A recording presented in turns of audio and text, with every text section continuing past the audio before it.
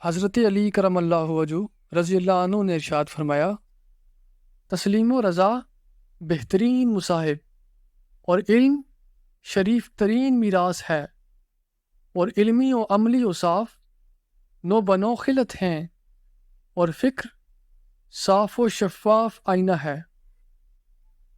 عقل مند کا سینہ اس کے بیدوں کا مخزن ہوتا ہے، اور کشادہ روئی محبت و دوستی کا پھندہ ہے، اور تحمل و بردباری عیبوں کا مدفن ہے۔ جو شخص اپنے آپ کو بہت پسند کرتا ہے وہ دوسروں کو ناپسند ہو جاتا ہے، اور صدقہ کامیاب دعا ہے۔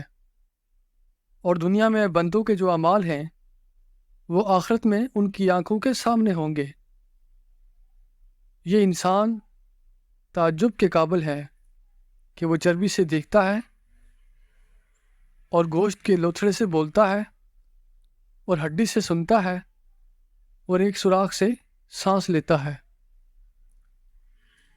جب دنیا اپنی نعمتوں کو لے کر کسی کی طرف بڑھتی ہے تو دوسروں کی خوبیاں بھی اسے عاریت دے دیتی ہے، اور جب اس سے رخ موڑ لیتی ہے تو خود اس کی خوبیاں بھی اس سے چھین لیتی ہے۔ لوگوں سے اس طریقے سے ملو کہ اگر مر جاؤ تو تم پر روئیں، اور زندہ رہو تو تمہارے مشتاق ہوں۔ دشمن پر قابو پاؤ تو اس قابو پانے کا شکرانہ اس کو معاف کر دینا قرار دو۔